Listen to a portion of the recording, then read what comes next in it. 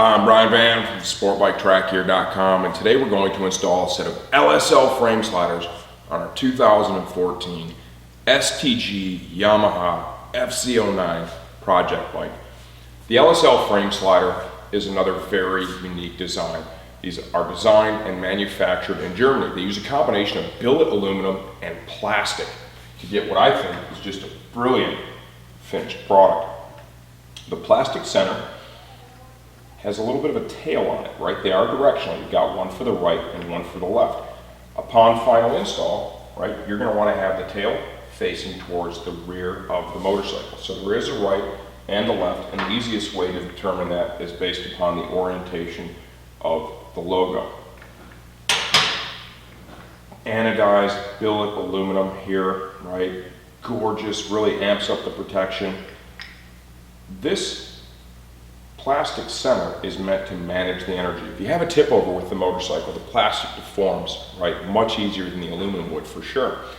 So the motorcycle tips over, the plastic deforms, it helps to manage the energy. It has a tail on it because they found that if you fell and the bike is sliding, the tail seems to help keep the bike sliding in one direction. The bottom line is, like any German product, there is a tremendous amount of engineering that goes into it. It really shows when you get this. These are available in multiple colors, right, the aluminum piece. So you're really able to accent the motorcycle by changing some of the colors in the frame slider area. So if you're motivated to do that, take a look at the pictures we have online.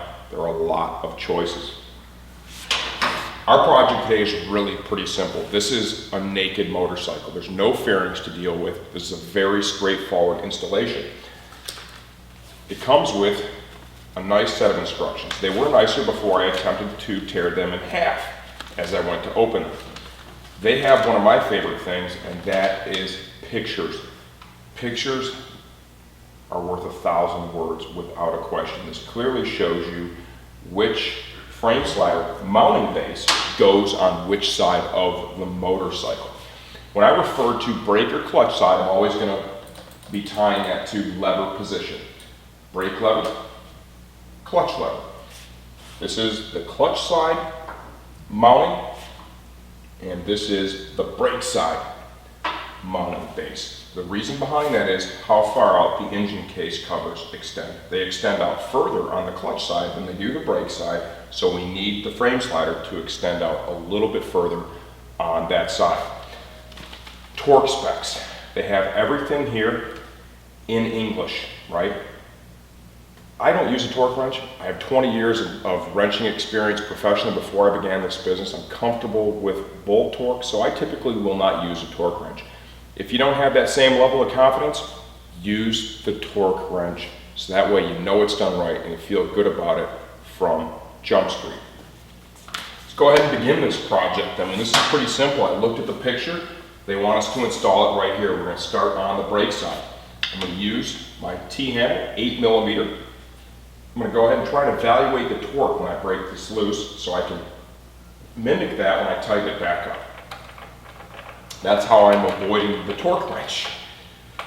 Motor mount bolts are finely threaded.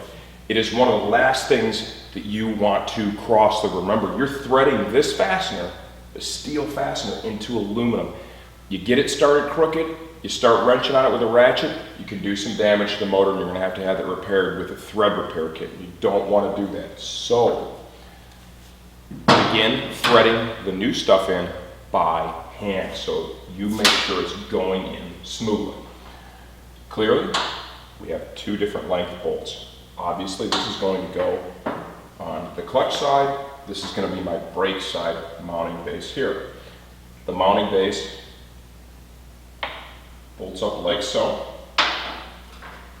So we're going to put the bolt through the puck, through the mounting base. You can see how nicely machined that is, how they really made up perfectly. Go ahead and slide that through the frame of the bike.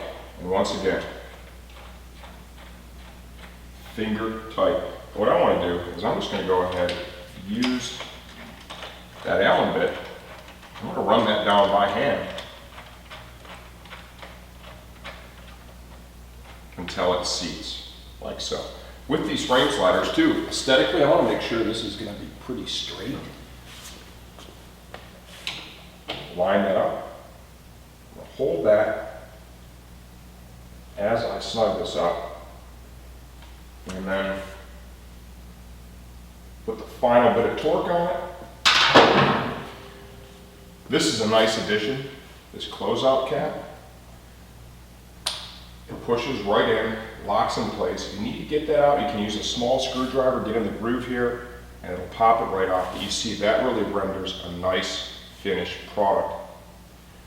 When we come back, we're going to be working on the clutch side of the motorcycle, installing that frame slider. Well, we're on the clutch side now, and this is a good opportunity too. You can see how much farther that case cover, right, is protruding versus the brake side.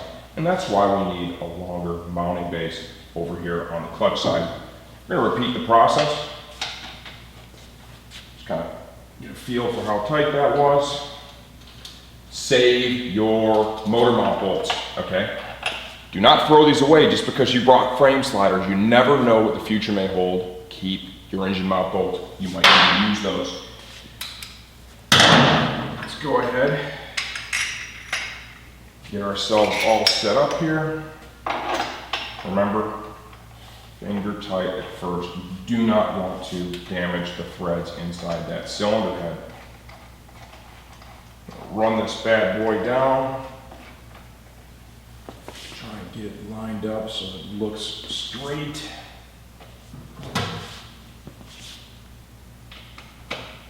And let's get that torque wrench to click. Click. Perfect, perfect torque. Install that nice closeout cap. It's a good, clean look. I really like these frame sliders. I've actually always liked these frame sliders because I think the design is cool and it makes a lot of sense. We're going to go ahead and finish this up just by giving you a close-up of how far the frame sliders are sticking out. You know, so you can see they're going to clearly protect things like the engine case.